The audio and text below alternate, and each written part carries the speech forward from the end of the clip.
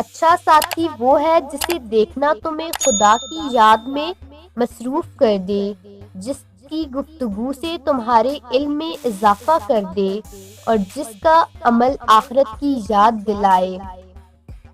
جب تم سکون کی کمی محسوس کرو تو اپنے رب کے سامنے توبہ کرو، کیونکہ یہ انسان کے گناہ ہی ہیں جو دل کو بے چین رکھتے ہیں۔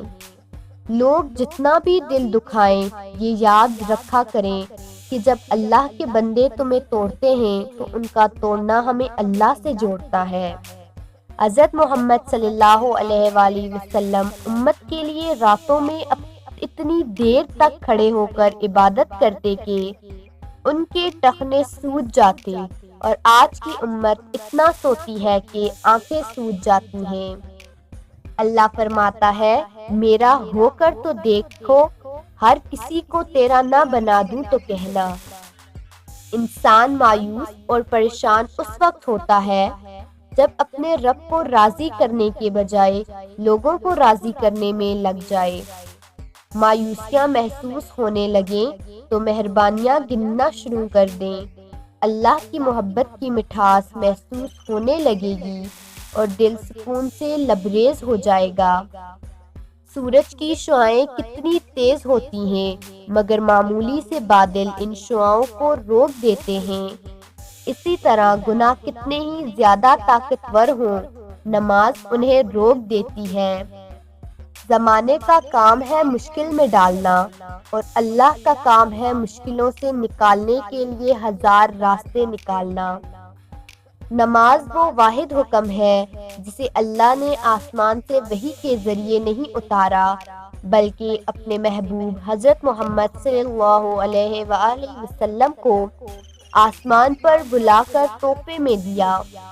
بہترین لوگ بہترین نیت رکھتے ہیں، جس کی وجہ سے اللہ ان کی تمام کاموں کو سنوار دیتا ہے، اور جس کام کو رب سنوار دے اسے کوئی بندہ کیسے بگاڑ سکتا ہے۔ شکر کرنا سیکھو، اتنا ملے گا کہ تھک جاؤ گے۔ اپنے دن کا آغاز صدقہ دینے سے کیا کرو، اس دن تمہاری کوئی بھی دعا رد نہیں کی جائے گی۔ ہر بات میں اللہ کا ذکر کرو گے تو ہر کام میں اللہ کو اپنے ساتھ پاؤ گے۔ دونوں صورتوں یقین کی ہیں، یہ کچھ لوگ اللہ پہ سب چھوڑ دیتے ہیں، کچھ لوگ اللہ کے لیے سب چھوڑ دیتے ہیں۔ رب سے عشق میں ایک مقام وہ بھی آتا ہے، دعا تو بہت دور کی بات ہے، انسان صرف سوچتا ہے اور رب نواز دیتا ہے۔ اپنی نیکی چھپانا آپ کا امتحان ہے، اور دوسروں کے گناہ چھپانا آپ کے کردار کا امتحان ہے۔ جو تم سے نہیں ہو رہا اسے اللہ کے حوالے کر دو، پھر دیکھو کیا ہوتا ہے۔ اللہ اسی کو وسیلہ بنا دے گا جو تمہاری راہ میں رکاوٹ ہے۔ اگر کبھی ایسا لگے کہ تم تھک چکے ہو اور دعا مانگنا بھی مشکل لگے تو اللہ کے سامنے صرف ہاتھ پھیلا لیا کرو۔ بے شک نماز سے زیادہ کسی اور چیز میں سکون نہیں۔ اللہ سے مانگ کر تو دیکھو، وہ کسی کو رسوا نہیں کرتا۔ حالات اگر برے ہوں تو یقین رکھنا چاہیے، کیونکہ خدا جب کچھ لیتا ہے تو اس سے بڑھ کر نوازتا ہے۔ نصیب کا لکھا مل کر رہتا ہے، کب کہاں کیسے یہ سب میرا رب جانتا ہے۔ وہ نیک کام جن سے خوشحالی آتی ہے، قرآن کریم کی تلاوت کرنے سے، اللہ کا شکر ادا کرنے سے، گناہوں کی معافی مانگنے سے، صبح کے وقت سورہ یاسین اور شام کے وقت سورہ واقعہ پڑھنے سے، 5 وقت کی نماز پڑھنے سے، غریبوں اور مجبوروں کی مدد کرنے سے، ماں باپ اور رشتہ داروں سے اچھا برتاؤ کرنے سے۔ اللہ کی راہ میں جو چیز بھی آئے اسے حکمت سے قبول کرو، نیکی کرتے رہو، کیونکہ نیکی کا بدلہ صرف اللہ ہی دے سکتا ہے۔ اللہ کی طرف رجوع کرو، کیونکہ اسی کے حکموں میں برکت ہے۔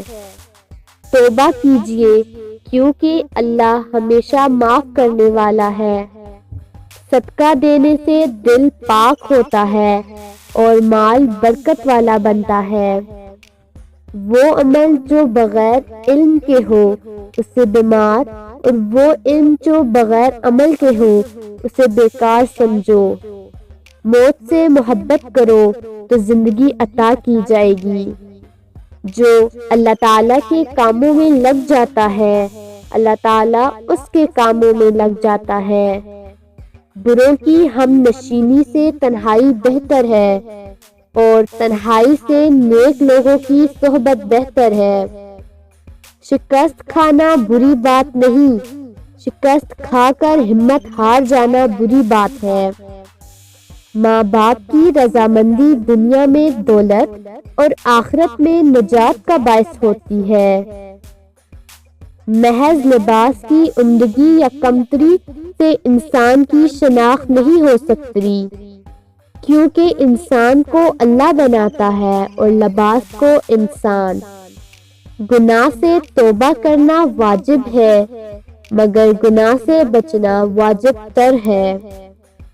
ہر شے کے ثواب کا اندازہ ہے، مگر صبر کے ثواب کا کوئی اندازہ نہیں۔ اس دن پر رو جو تیری عمر کا گزر گیا اور اس میں نیکی نہیں کی۔